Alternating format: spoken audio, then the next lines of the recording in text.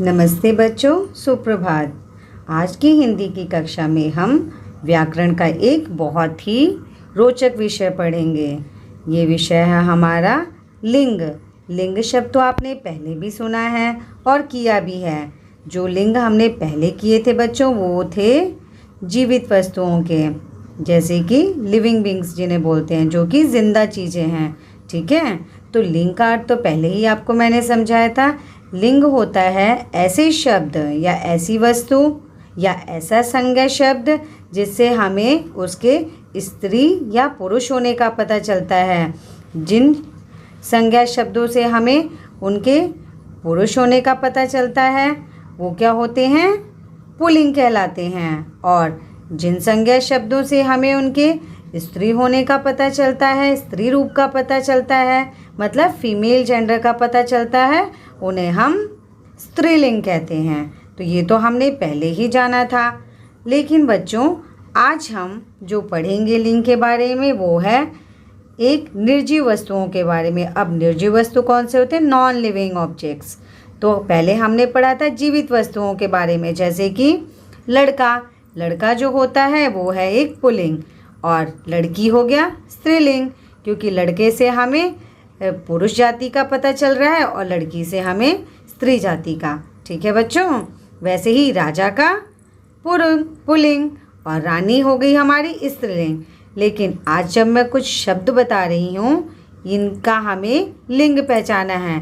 तो शब्दों को कैसे पहचानेंगे? इसके लिए 3 नियम है बच्चों। पहला है सर्वनाम की सहायता से, मतलब आप उसको पहले तो आप वाक्यों में प्रयोग करेंगे। Make the sentences from that word, then you will be able to understand. तो पहले आपको उसे शब्द को वाक्य बनाना है और फिर देखना है कि क्रिया शब्द स्त्रीलिंग आ रही है कि पुल्लिंग। तो चलिए कुछ उदाहरण देके आपको समझाती हूँ। जैसे पहला देखिए बच्चों, साड़ी पहनी जाती है। साड़ी क्या की जाती है बच्चों? पहनी जाती है। तो एक और नियम आप लोग याद रखिए बच्चों, जब भी पहनी क्या है? हमारा क्रिया शब्द है। क्रिया शब्द में ई की मात्रा लग जाती है, अंत में बड़ी ई की मात्रा, वो हमेशा स्त्रीलिंग होता है। ठीक है, और जब क्रिया शब्द में आ की मात्रा लग जाती है तो वो पुल्लिंग बन जाता है। ठीक है, तो यहाँ लिखा है साड़ी पहनी जाती है, तो पहनी ई की मात्रा है ना क्रिया शब्द में, तो इसीलिए साड़ी शब्द हमारा क्या हो गया? स्त्रीलिंग। दूसरा उदाहरण देखिए एक बार ध्यान से। आम मीठा होता है। ठीक है बच्चों, यहाँ पे क्या है? आम जो है मीठा, मीठा है हमारा विशेषण शब्द। तो यहाँ पे बच्चों एक और नियम है जिसके द्वारा आप पता कर सकते हैं कि ये स्त्रीलिंग है कि पुल्लिंग है। आप कैसे फाइंड आउट करोगे? How to find out? With the help of the adjective also you can find out. तो आप कैसे पता कर सकते हो? मीठा शब्द, तो मीठा मतलब क्या होता है? स्वीट। मीठा आ की मात्रा है ना बच्चों, तो ये पुल्लिंग है। अगर मीठी होता, ई की मात्रा लग जाता, तो ये क्या बन जाता हमारा? स्त्रीलिंग। तो वैसे ही लिखा है आम मीठा होता है, तो मीठा है इसका मतलब ये आम शब्द क्या है हमारा? पुल्लिंग। अब अगला शब्द देखिए बच्चों।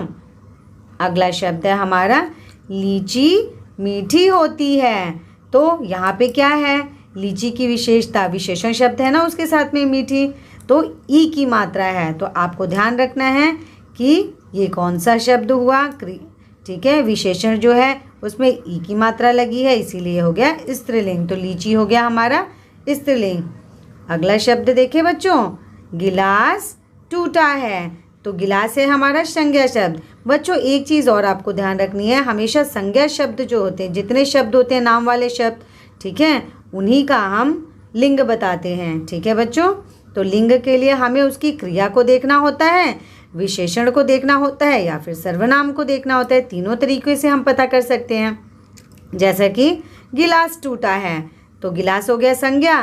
क्या है? गिलास के साथ हमने क्या लिखा है? टूटा है। टूटा आ की मात्रा, क्रिया क्या है? आ के साथ खत्म हो रही है, तो इसीलिए ये हो गया हमारा पुल्लिंग, मतलब मेल जेंडर शो कर रहा है, पुल्लिंग। ठीक है, अगला उदाहरण देखिए। चादर बिछी है। चादर का मतलब होता है बेडशीट। तो बेडशीट क्या हो रखी है? बिछी है। बिछा तो नहीं है ना बच्चों। अगर बिछा होता, चादर बिछा है, तो बिछा शब्द जो होता वो पुल्लिंग हो जाता, क्योंकि आ की मात्रा यहाँ क्या है?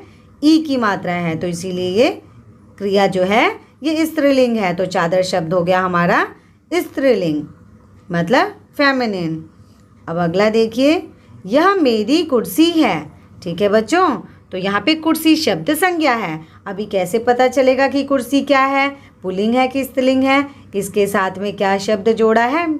मेरी। मेरी क्या होता है? सर्वनाम। तो मेरी से आपको समझ आया ना, मेरी किसके लिए यूज़ करते हैं? स्त्रीलिंग के लिए, मतलब लड़की के लिए।